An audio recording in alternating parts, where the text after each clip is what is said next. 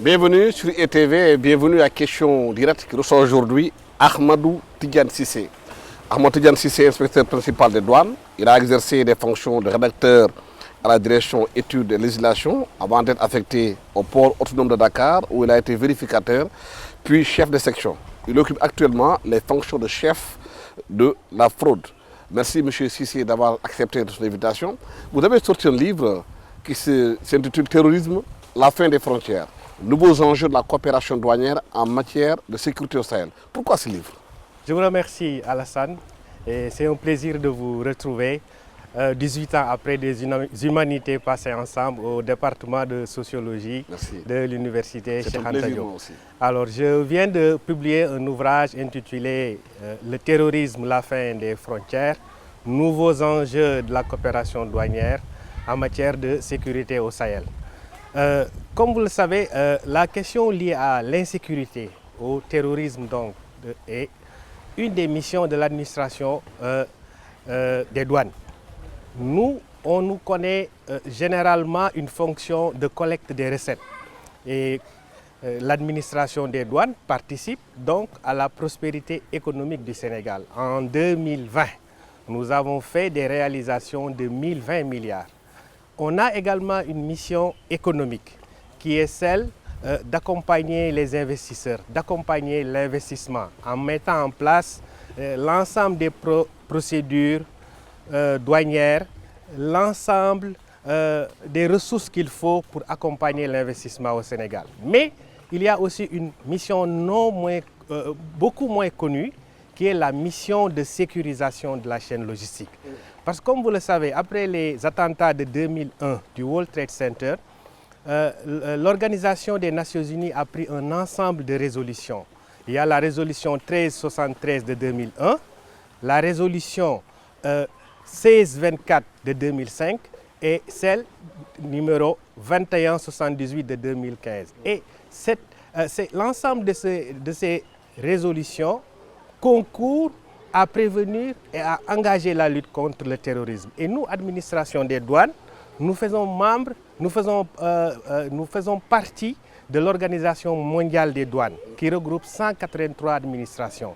Et en 2015, l'OMD a pris une résolution appelée la résolution de Punta Cana et qui fait de la sécurité une des mission de l'administration des douanes. Donc du coup, les questions liées au terrorisme intéressent également l'administration des douanes, quand bien même nos missions les plus connues sont les missions fiscales et les missions économiques. Alors, si l'administration des douanes s'intéresse donc aux questions liées à l'insécurité, parce que nous, du fait de la position qu'on a au niveau des frontières, nous avons un potentiel d'interception de tous les trafics illicites qui s'y déroulent. Nous avons également un pouvoir d'interception des combattants terroristes étrangers. Et l'ensemble des résolutions de l'Organisation des Nations Unies dont je viens de parler et la résolution de Punta Cana, ces résolutions-là nous enjoignent de veiller à prévenir le terrorisme. Et nous, ce que nous faisons concrètement, dans le cadre, par exemple, du programme Global Shield, c'est de surveiller les mouvements transfrontaliers de précurseurs chimiques. Parce que, comme vous le savez, les précurseurs chimiques entrent dans le commerce normal. Ça peut servir dans l'industrie, dans les manufactures, dans les peintures, dans les engrais comme l'azote, l'acide sulfurique. Mais ces produits chimiques-là peuvent être détournés de leur destination et servir comme intrant dans la fabrication des engins explosifs improvisés, qui sont les armes des groupes djihadistes qui sévissent actuellement dans toute la région sahélienne. Je pense que c'est ça la complexité de toute cette question. Si les gens ont des intrants chimiques qu'ils amènent dans les bagages comme étant des voyageurs normaux. Comment vous pouvez savoir que ces produits peuvent être utilisés dans la fabrication de bombes chimiques? En règle générale, ces produits-là sont importés par des sociétés qui ont pignon sur rue et qui sont habilitées avec tous les agréments et les habilitations nécessaires. Donc les particuliers ne doivent pas les transporter? Les particuliers qui les transportent également devraient pouvoir justifier ce pourquoi. Mais nous nous positionnons sur le terrain de la lutte contre les trafics illicites. Vous savez par exemple que le nitrate d'ammonium peut être détourné de son usage habituel pour servir par exemple de composants dans la fabrication des EI, des engins explosifs improvisés. Et des sources sécuritaires ont même avancé qu'en Europe, par exemple, il a été démontré que l'État islamique utilisait du peroxyde d'acétone pour fabriquer les bombes artisanales. Et le nitrate d'ammonium était également un composant chimique généralement très prisé par Al-Qaïda dans la préparation donc, de ces engins explosifs improvisés. Donc, à partir même de ces précurseurs chimiques-là, il est possible de voir quelle est l'empreinte de l'organisation djihadiste qui a réalisé ces dispositifs improvisés. Le Sénégal est dans une zone où on dit que c'est une ceinture de feu. Vous avez aujourd'hui le Mali, il y a des problèmes, le Burkina Faso, la Côte d'Ivoire de temps en temps, il y a des coups qui se font là-bas, la Guinée-Conakry qui est instable, la Mauritanie où le régime n'est pas encore très sûr, la Gambie qui aujourd'hui se cherche. Mais comment surveiller toutes ces frontières-là? Oui, ça c'est un des défis majeurs de l'administration des douanes. Parce qu'il y a aujourd'hui, vous le constaterez avec moi, une porosité des frontières. Et cette porosité des frontières participe à la circulation des armes illicites. Ça participe également aux contrebandes de toutes sortes, la contrebande d'armes, la contrebande de cigarettes. Et tout ça constitue une source de financement du terrorisme. On parle souvent, il y a des études qui ont été faites, par exemple par le Centre d'analyse et de lutte contre le terrorisme, qui montrent que 20% des sources de financement du terrorisme provenaient du business illicite des cigarettes. Et AQMI, Al-Qaïda pour le Maghreb islamique, est très connu pour la contrebande de cigarettes dans la sous-région. D'où donc la nécessité d'affronter tous ces problèmes-là et de démanteler les réseaux afin d'avoir un espace beaucoup plus pacifié. Mais comme vous l'avez dit également, il y a des problèmes d'instabilité dans la sous-région depuis la débâcle libyenne de 2011, avec le retour des combattants djihadistes vers le nord Mali. Ensuite, la violence s'est propagée dans le centre du Mali, dans la région de Mopti, dans la région de Ségou, et actuellement, l'insécurité est dans le Sikasso. Le nord du Burkina aussi n'y échappe pas. Le Niger, au nord, la région de Tillabéri, est en proie également à des tensions de cette nature-là, liées à l'extrémisme violent. Et le Burkina Faso, le nord du Burkina également, connaît les mêmes problèmes. Oui, la multiplication de ces dangers demande de plus en plus de moyens. Est-ce que la douane sénégalaise a-t-elle outillée pour faire face à tous ces dangers qui sont dans la sous-région? Écoutez, moi je pense que de manière générale, moi je dirais que le Sénégal a une capacité de riposte par rapport à la menace. Le président de la République, il avait dit dans une interview accordée à RFI que l'objectif de ces groupes liés, associés à l'extrémisme violent, c'était de s'en prendre aux pays côtiers et qu'il fallait que nous nous préparions à entrer dans la bataille. Et le Sénégal, la riposte, elle n'est pas que militaire. La réponse, elle est d'abord économique. L'État du Sénégal a mis en place le PUMA, le programme d'urgence et de modernisation des axes et territoires frontaliers. Le programme a pour but de renforcer ces axes-là en infrastructure hydraulique, en infrastructure sanitaire, de sorte que c'est nos compatriotes qui sont dans les frontières puissent également vivre et avoir le moins de problèmes possible. Donc la réponse économique en est une. La réponse militaire, le GARCI, le groupe d'action rapide et de soutien et d'intervention de la gendarmerie, et également fait un maillage dans les versants sud-est du Sénégal, la frontière avec le Mali. Oui, mais de façon générale, les questions liées à la sécurité intérieure d'un État demandent, à mon avis, que les populations se l'approprient. Parce que sans appropriation de ces questions-là par les populations, les réponses militaires peuvent être incomplètes, les réponses économiques peuvent également l'être. Justement, c'est ça la grande question. Est-ce que les populations sénégalaises sont assez informées du danger qu'il y a à la frontière? Oui. Parce que ces derniers jours, on a vu des camionneurs sénégalais qui traversaient la frontière, qui se plaignaient d'avoir été attaqués. On ne sait pas exactement est-ce que c'est les djihadistes ou est-ce que c'est des bandes armées qui en profitent pour faire des coups. Oui, vous ne le savez pas pour l'instant, moi non plus je ne le sais pas. Mais ce que je puis dire, c'est qu'en 2012, quand les Ansardines commençaient à affirmer dans un communiqué qu'ils s'engageaient maintenant dans une lutte armée sans merci pour au moins installer la charia islamique d'abord dans le septentrion malien, dans l'Adrar des Ifokas, et ensuite sur toute l'étendue du Mali.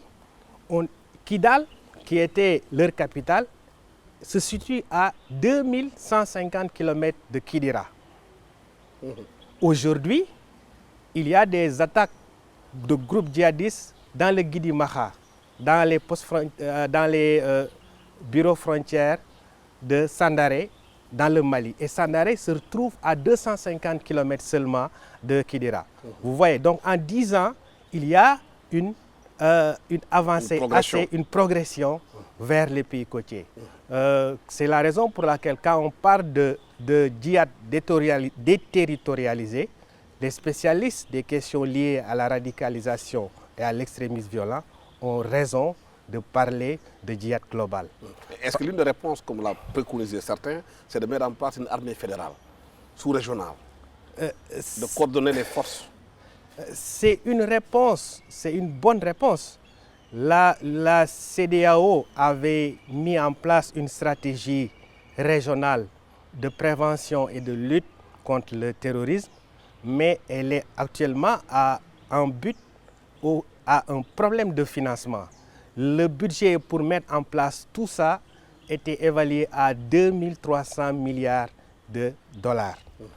Une conférence des donateurs avait été organisée. On attend de voir la suite. Mais il y a des spécialistes, certaines sources avancent qu'il y a une priorité qui est plutôt accordée par le G5 Sahel, au G5 Sahel. Il y a aussi la pandémie à Covid-19 qui est intervenue, qui a entraîné des chamboulements, ce qui fait que effectivement la CEDEAO n'est pas en mesure donc de mettre en place toute cette stratégie. Mais bien évidemment, les réponses ne peuvent pas être des réponses à l'échelle d'un État. C'est des réponses d'ensemble qu'on doit mettre en place. C'est des réponses à l'échelle régionale et ce sont ces réponses-là qui, à mon avis, semblent les plus efficaces. Et l'administration douanière est dans le cadre d'une coopération. Nous travaillons déjà avec au moins avec tous les pays de la sous-région pour voir dans quelle mesure aussi nous pouvons jouer notre partition en surveillant davantage les mouvements de marchandises, en démantelant les trafics illicites, en étant en tout cas sur nos gardes pour que, effectivement, pour constituer un bouclier face à ces Justement, tantôt vous le disiez qu'il faut beaucoup de moyens pour lutter contre ce genre de situation.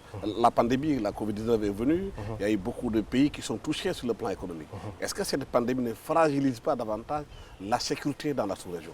Moi, je ne veux pas qu'on se focalise trop sur la question des moyens. On est face à une situation déterminée.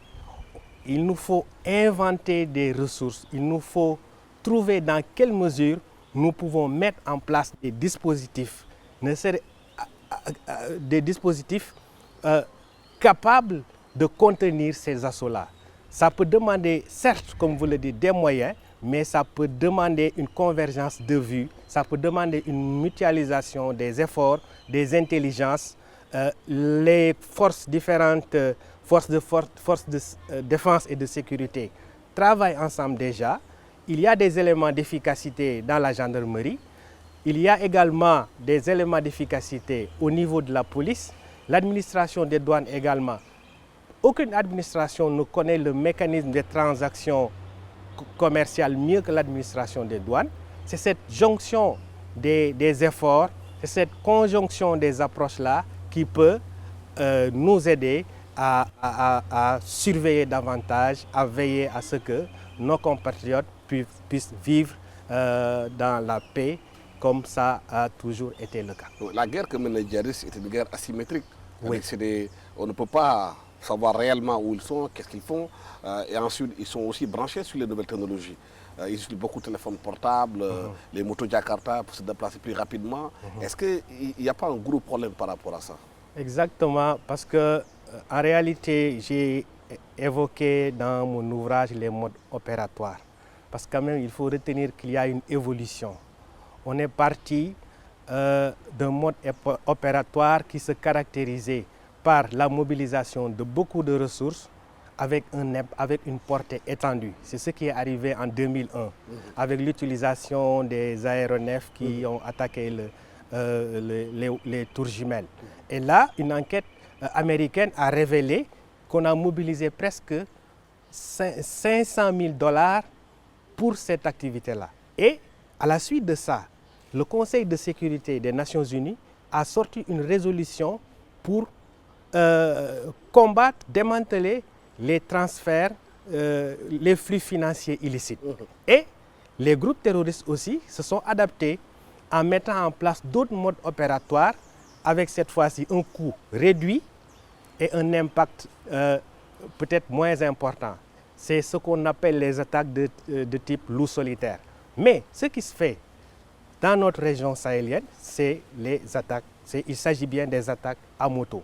Vous savez le rôle central que joue la moto dans des pays enclavés comme le Burkina, le Niger. C'est un outil d'intégration, c'est un outil polyvalent qui sert à désenclaver certaines communautés.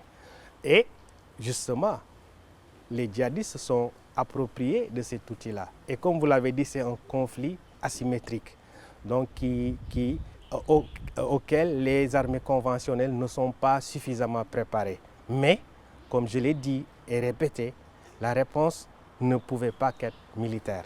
Il faudrait un travail de pédagogie, il faut des réponses politiques adaptées, des réponses économiques également pour juguler ce fléau. Parce que, comme le disait le secrétaire général de l'Organisation mondiale des douanes, sans sécurité, on ne peut pas avoir des recettes. Il y a aussi le transfert d'argent, qui est aussi un moyen pour financer les actions sur le terrain. Exactement. Et dans mon ouvrage aussi, j'évoque ces questions-là, les sources de financement, les transferts illicites. Mais aujourd'hui, je crois qu'il y a une source de financement qui mériterait aussi qu'on s'y arrête. Laquelle? C'est l'orpaillage, l'activité artisanale d'exploitation de l'or. Vous savez que notre zone est très pourvue en métal jaune. Et il y a un rapport de International Crisis Group qui disait que 50% de l'or exploité dans les 3 pays qui composent la région des 3 frontières, le Mali, le Niger et le Burkina, 50% étaient exploités, provenaient de l'exploitation artisanale. Et ils en ont fait, l'International Crisis Group a fait une évaluation chiffrée. Et ça tournait autour de 1,9 milliard à 4,5 milliards de dollars. 4,5 milliards de dollars US. Donc, en dehors des enjeux économiques et autres, il y a des enjeux sécuritaires. Et le gouvernement du Faso avait également commandité une étude qui a montré que depuis les années 2016, il y a 70 milliards de francs CFA qui sont tombés dans l'escarcelle des groupes djihadistes. Donc avec cette manne financière-là, ils pouvaient se déplacer, ils pouvaient communiquer, interagir.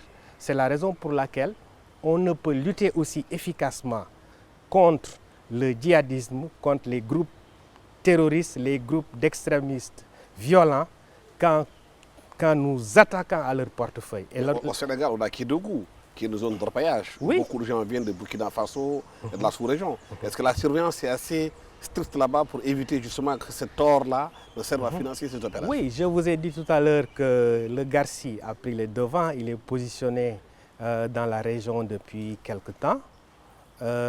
Les Sénégalais aussi n'attendent pas, les pays côtiers en général n'attendent pas que les problèmes leur tombent dessus pour commencer à les gérer. Et comme le disait un grand philosophe jésuite, Balthazar Garcian, que j'ai cité dans mon ouvrage, il vaut mieux dormir sur une chose à faire plutôt que d'être réveillé par une chose à faire. Mais est-ce que vous, au niveau de la douane, les populations sont assez conscientes de ce travail que vous faites pour la sécurité, pour vous aider à vous signalant certainement des fois s'il y a des gens suspects? Oui, je vous ai dit que cette mission de sécurisation de la chaîne logistique était une composante de nos missions essentielles. Nous avons un travail de communication, un travail de sensibilisation et la publication de cet ouvrage-là qui met en évidence la troisième mission que l'administration des douanes s'est assignée participe également à la communication sur l'importance des questions liées à la sécurité pour que les populations se l'approprient davantage et qu'on comprenne que sans sécurité, il n'y a pas de bien-être, il n'y a pas de développement économique. Et c'est extrêmement important que les populations intègrent cette affaire-là. Il y a une question fondamentale que vous avez évoquée au début de cet entretien. Vous avez parlé de la réponse économique. On a constaté que dans la sous-région, à la frontière, les populations sont dans une grande pauvreté. C'est vrai que l'État a essayé de répondre avec Puma, entre autres. Est-ce que vous pensez qu'on a assez investi dans ces régions pour que les jeunes qui sont dans ces quartiers, qui n'ont pas d'avenir, ne puissent pas tomber sous les sirènes, succomber aux sirènes des djihadistes? En réalité, je ne suis pas placé pour répondre à la question. Peut-être il aurait été plus indiqué d'interroger les populations. Dans vos investigations? Voilà, mes investigations n'ont pas malheureusement porté sur le Sénégal. J'ai plutôt travaillé sur le Mali, le Burkina et le Niger. Mais on peut tirer quand même des enseignants, tirer des enseignements, des études et des enquêtes de terrain que j'ai eu à faire dans ces trois pays, dans les pays du Liptako-Gourma. Et si les populations dans ces pays-là, au Mali ou ailleurs, au Niger ou au Burkina, se sont jetées dans les bras de ces groupes armés, c'est parce qu'elles ont vu en eux des forces de libération.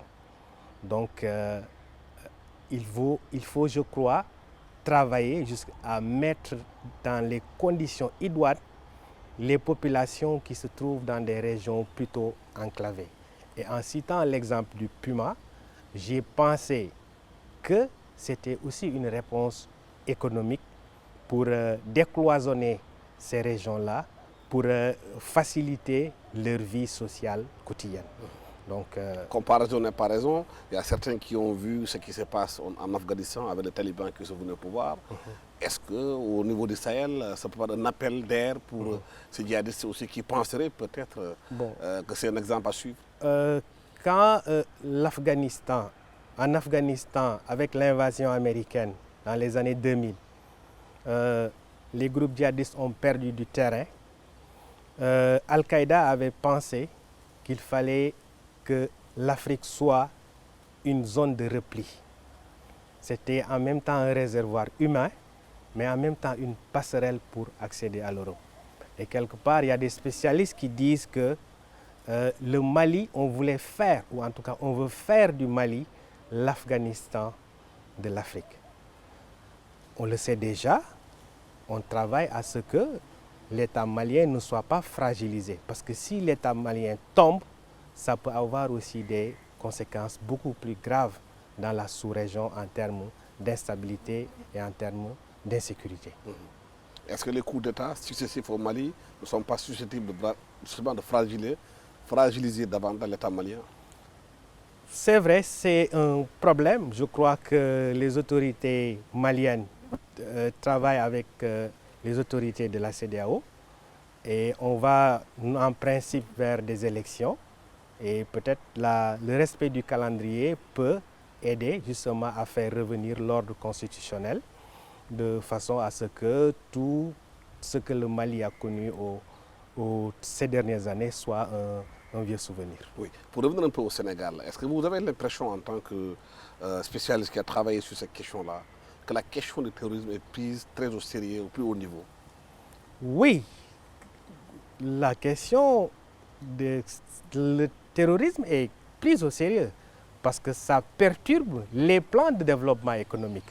Un pays qui est engagé dans une voie de l'émergence doit penser à tous les obstacles qui peuvent concourir à retarder l'échéancier qu'il s'est fixé. Par conséquent, naturellement, les autorités de ce pays ont un œil sur cette affaire-là. Parce que sans paix, sans stabilité, on ne peut pas mettre en place des programmes adaptés pour le développement économique du pays. Donc, ça nous fait dire que, naturellement, la question du terrorisme, de l'insécurité en général, est prise très au sérieux par les autorités de ce pays. Merci infiniment. Nous étions avec Amadou Tidjane Cissé, qui est inspecteur des douanes principal. Il a exercé les fonctions de rédacteur à la direction des études de législation avant d'être affecté au port autonome de Dakar, où il a été vérificateur puis chef des sections. Il occupe actuellement les fonctions de chef du bureau de la sécurité, de la coordination de la lutte contre la fraude.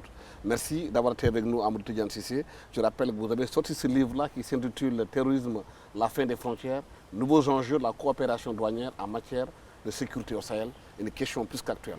Merci d'avoir été avec nous. Merci à toute l'équipe technique qui m'a accompagné pour la réalisation de cette émission. Merci. Au revoir.